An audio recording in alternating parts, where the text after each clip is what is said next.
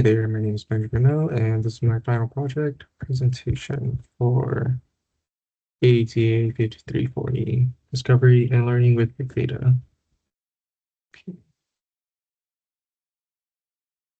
Let's just jump into it. So a quick introduction.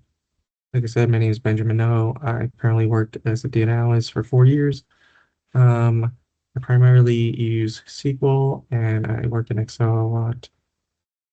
So for this project, the contents we're going to go over is the business strategy from the perspective of a CIO of a renewable energy company. And we're going to do a data cleaning of an animal shelter, I believe it was, data set.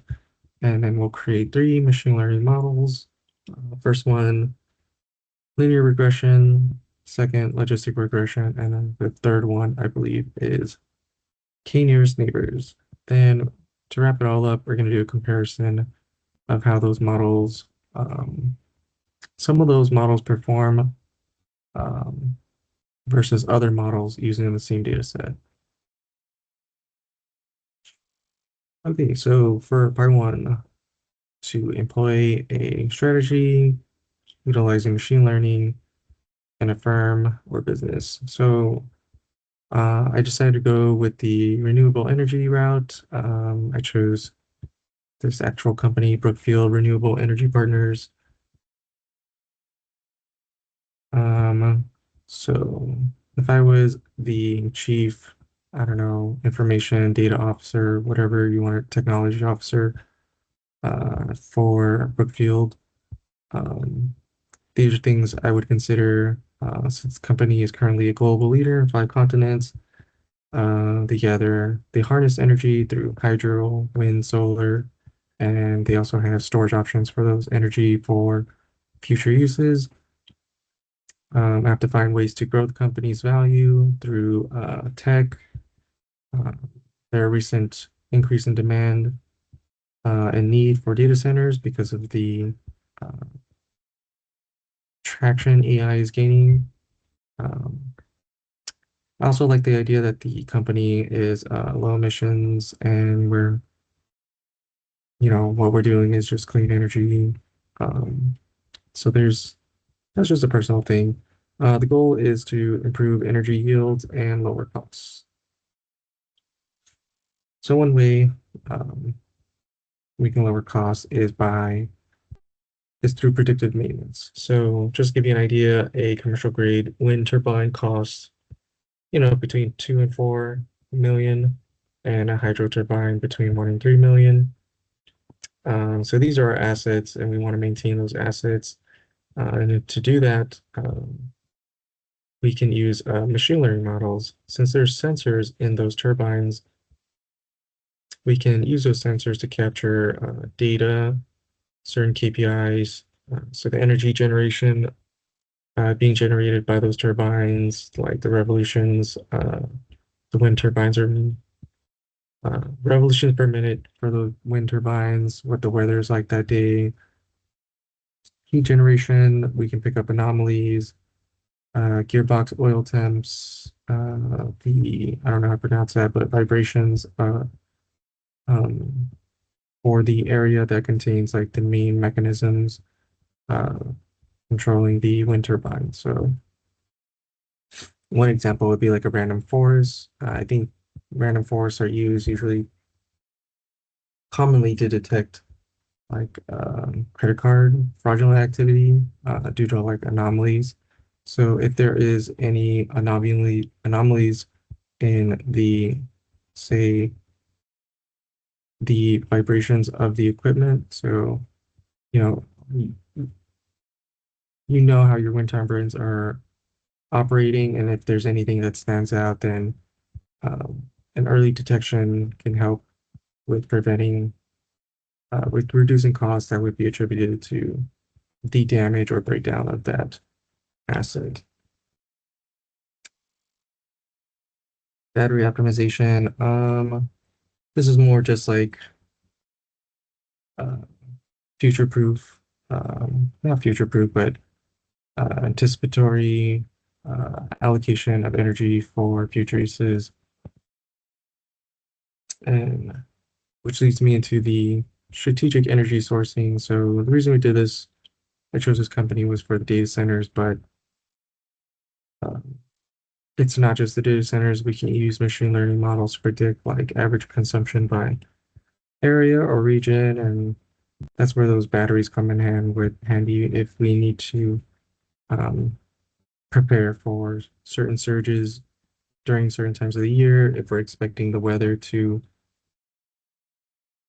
excuse me, not be conducive of producing high yields of energy, then we'll want to stock up on energy so we can be prepared to handle the demands of the consumers.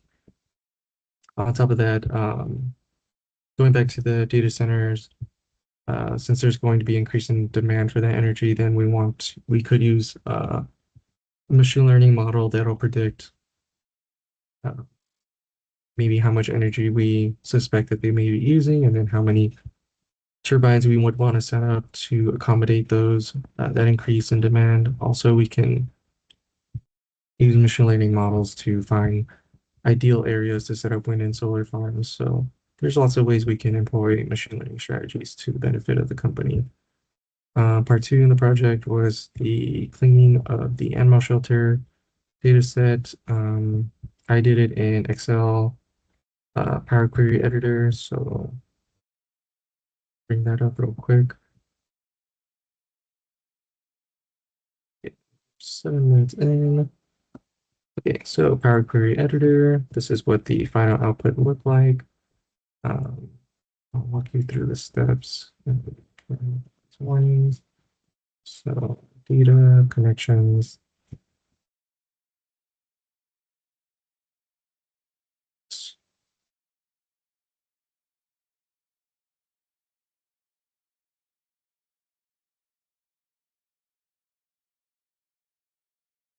Okay, so first step, we loaded the data set. So we just chose the original sheltered CSV, and then we are going to perform the cleaning in Power Query editor.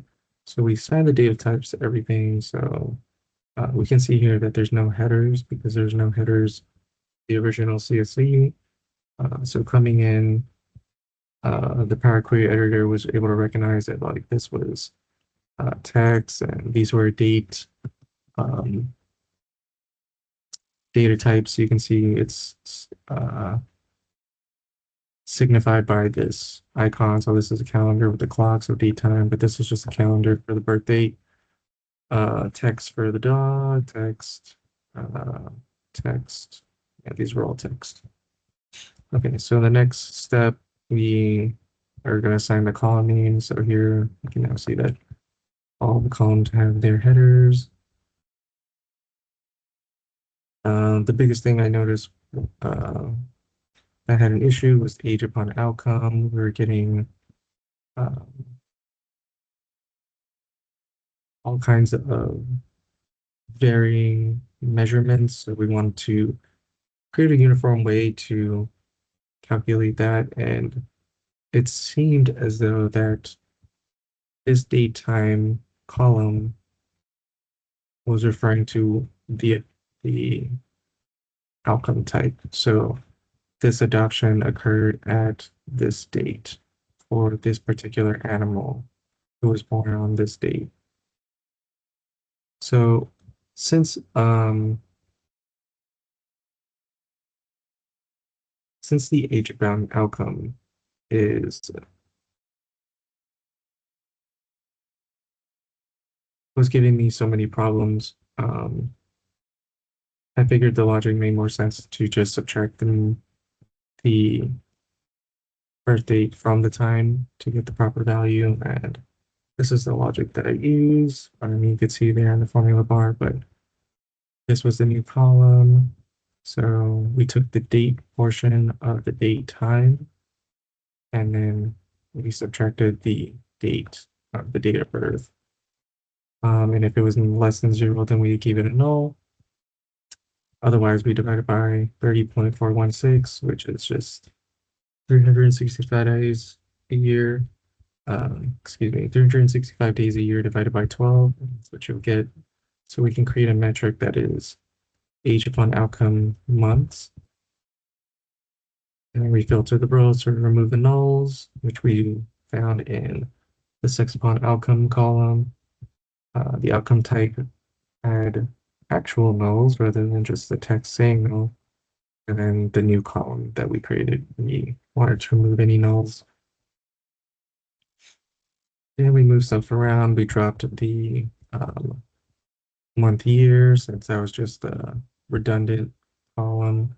Update time, we dropped animal ID since you wouldn't need that if you're going to put that in a machine learning model. Unless your machine learning model is going to do a good time series thing, then you would want to keep it. But for like the models we learned in class, I don't think it was going to be essential. And then we dropped the original age upon outcome since we now have the age upon outcome one.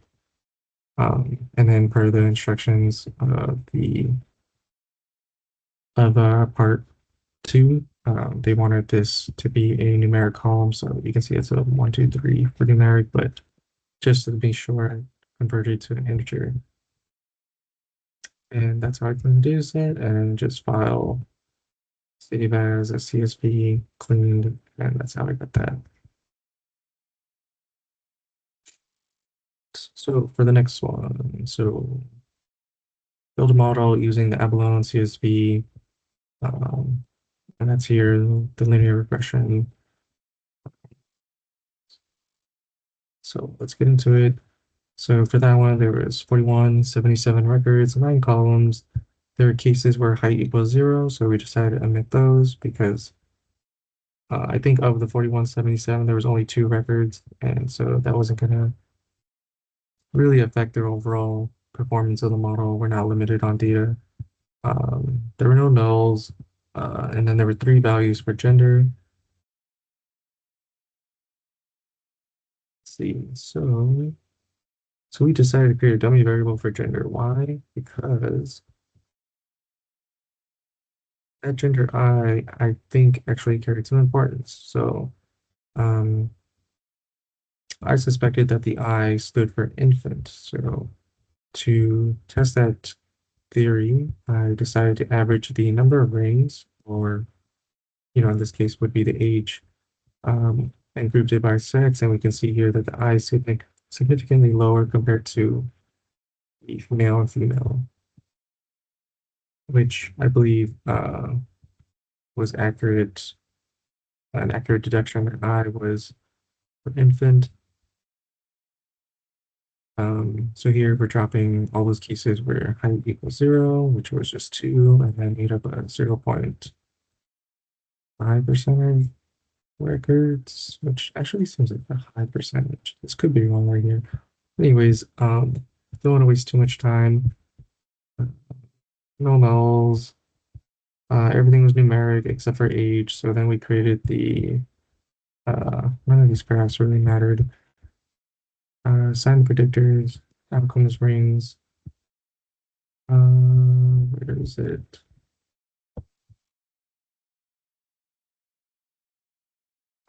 Okay, so we created the dummy variables, so sex I, sex M, and then if these are both false, then it's implied that it's sex F, female. So then we split the data, apply the scalars, select the linear regression, and the score we got was 0.4969.